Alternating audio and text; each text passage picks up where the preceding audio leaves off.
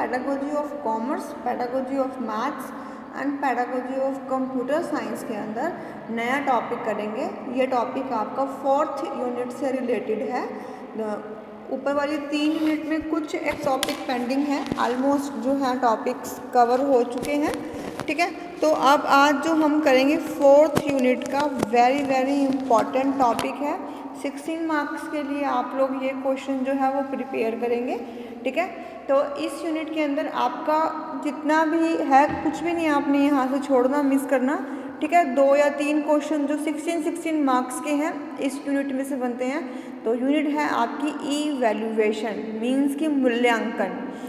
जितनी भी pedagogy subjects हैं, हर एक सब्जेक्ट पैडागोजी सब्जेक्ट के अंदर इवैल्यूएशन का यूनिट है।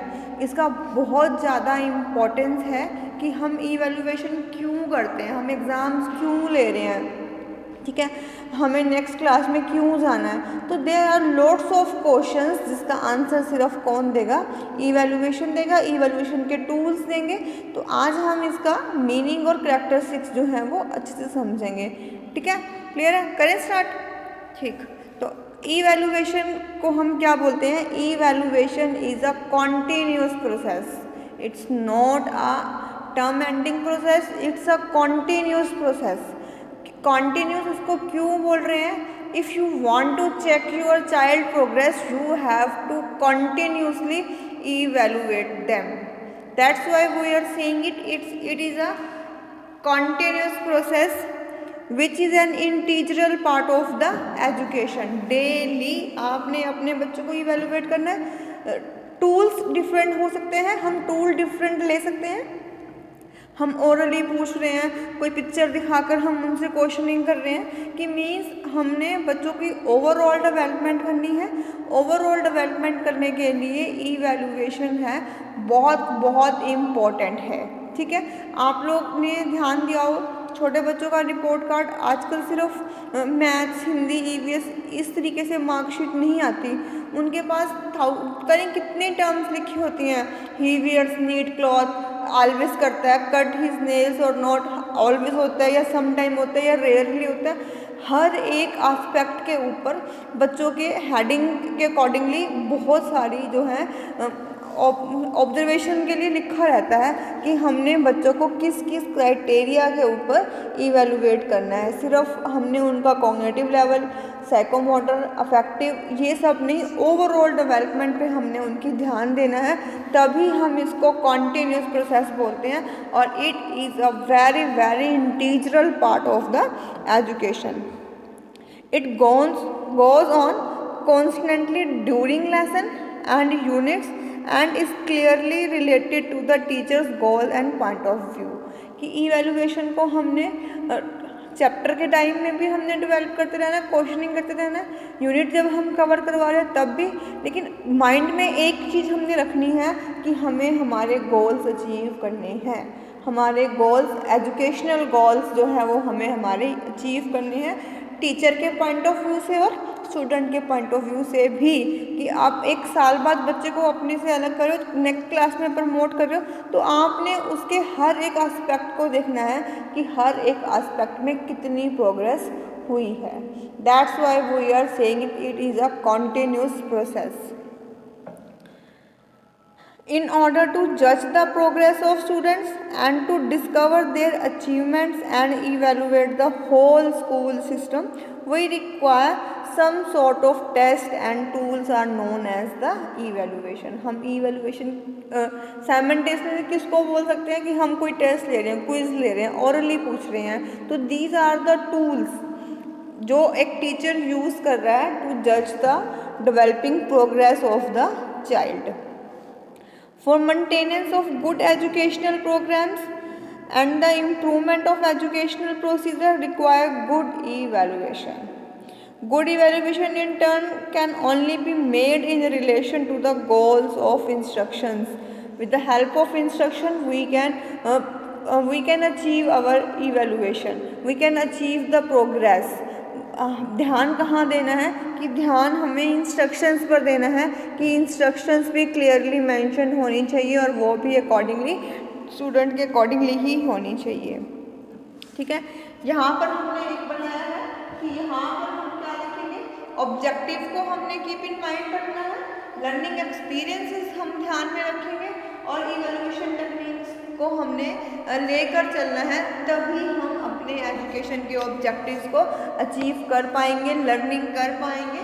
हमारा ऑब्जेक्टिव क्या होगा, हमारा एजुकेशन ऑब्जेक्टिव क्या है कि बच्चे की ओवरऑल डेवलपमेंट करनी है, तो साथ साथ हम उनके लर्निंग एक्सपीरियंसेस को इंक्रीज करेंगे।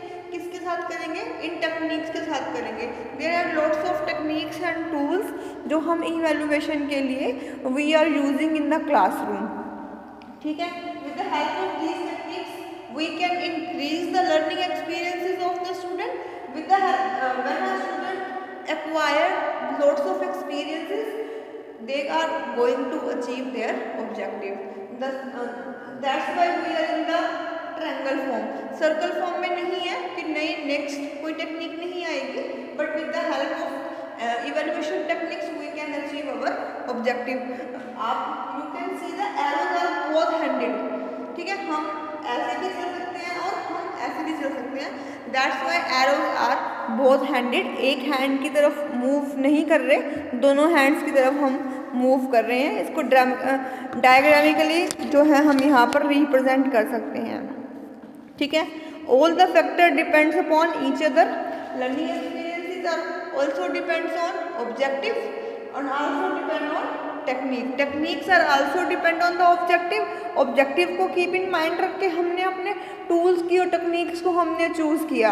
जो टूल्स एंड टेक्निक्स हम चूज़ करेंगे उसके अकॉर्डिंगली हमारे क्या हो जाएंगे, लर्निंग एक्सपीरियंसेस चेंज हो जाएंगे।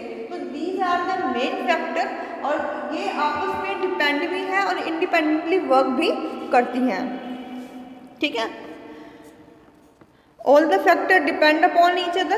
It is the only process of evaluating that determines the extent to which an objective is being alternated, the effectiveness of teaching learning process and the manner in which the goal of education have been accomplished. So these are the main factors and these factors are dependent on each other. Then now we are going to the definitions. The definitions of evaluation.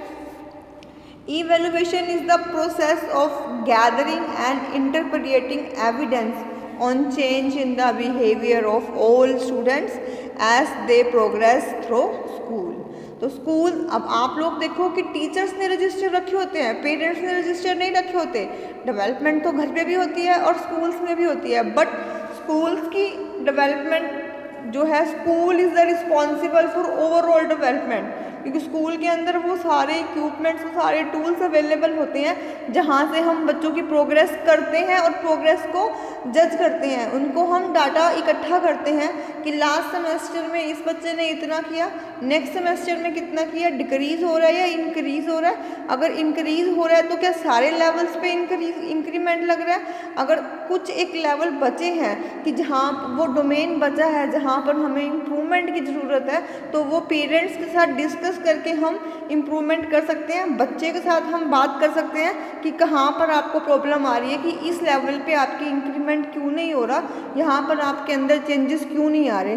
तो हम on the basis of report card हम बच्चे को जज कर सकते हैं। Basically हम बच्चे के स्कोर को जज कर रहे हैं कि बच्चा एक क्लासरूम में बैठकर कितना स्कोर कर पा रहा है। Evaluation is an inclusive concept.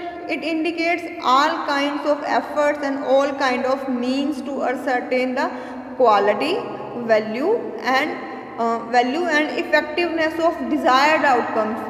Outcomes are always be desired and always be determined. कि हमें पहले से पता होता है कि हमने आउटकम क्या लेना है। अब टीचर एक साल अपने बच्चों को दे रहा है, स्टार्टिंग के हम कह सकते हैं कि इनिशियली क्वार्टर में उनको बच्चों के बारे में नहीं पता होता, लेकिन उस फर्स्ट क्वार्टर के अंदर वो बच्चों को इतना अच्छे से जज कर लेता है, उसको पता चल जाता है कि इस बच्चे की आउटकम क्या है, कि ये बच्चा 80s में आएगा, 40s में आएगा, कि 80+ में जाएगा। तो टीचर अपनी स्ट्रैटेजी उसके अकॉर्डिंगली ही चेंज करता है, उनको एक्स्ट्रा कुछ देने की कोशिश करता है। जो स्लो लर्नर्स हैं उनको अलग से स्ट्रैटेजी बनाता है कि वो कैसे कोप अप कर सकें पूरी क्लास को। तो ये सारा कुछ जो है हम वो इवैल्यूएशन की हेल्प से कर सकते हैं। तो with the above definitions we can conclude the evaluation. Evaluation is an integral part of the education teaching learning process. It is a continuous process evaluation indicates an interrelationship among instructional objective, among teaching process and the evaluation devices. We can clear this with the help of this diagram कि there are three main factors which are objectives, educational objective. Here we are talking about the educational objectives. Educational objectives always be keep in mind while developing and while creating tools and techniques of evaluation. Accordingly, with the techniques we can acquire the learning experiences. It includes the different techniques which help in testing or judging the behavior of the students. पूरी की पूरी evaluation techniques क्यों रखी जाती है? That's why we are maintaining the record of progress of the student. कि जब entry behavior था, यानी कि जब बच्चे ने एक क्लास में enter किया, that time we are called it the entry behavior. और कुछ एक टाइम टीचर के साथ वो स्पेंड करता है, टेक्निक्स के साथ स्पेंड करता है, ठीक है. तब उसके बाद हम उसका बिहेवियर चेक करेंगे, उसको हम बोलेंगे एग्जिट बिहेवियर. तो हम एंट्री बिहेवियर से एग्जिट बिहेवियर के बीच में पूरा का पूरा एक चार्ट बना के चलते हैं कि बच्चे की ग्रोथ अपवर्ड जा रही है या डाउनवर्ड जा रही है, ठीक है. तो यहाँ पे अब हम बात करेंगे कैरेक्टरिस्टिक्स की, इवैल्यूएशन की कैरेक्टरिस्टिक्स, या आप कह सकते हो कि जो आप टेस्ट ले रहे हो, जो आप एग्ज़ाम ले रहे हो, उसकी कैरेक्टरिस्टिक्स क्या हो सकती हैं. फर्स्ट ऑफ ऑल है वैलिडिटी, कि any good test should measure what it claims to measure और शुड बी वैलिड. क्यों बना रहे हैं, क्यों बनाया है? अगर उस क्यों का जवाब हमें सही मिल रहा है कि वैलिड है, हमने बनाया है कि सारे बच्चे पास हो पाएँ. अगर सारे बच्चे पास नहीं हो रहे, एवरी स्टूडेंट जो है वो अच्छे मार्क्स नहीं ले पा रहा है, तो कहीं ना कहीं जो है टेस्ट के अंदर प्रॉब्लम हो सकती है या टेस्ट लेने के तरीके में प्रॉब्लम हो सकती है. तो उसकी वैलिडिटी होनी चाहिए, वो वैलिड होना चाहिए. Then reliability means consistency of the test, कि कंसिस्टेंसी मेंटेन करके रखनी है वाइल क्रिएटिंग अ टेस्ट.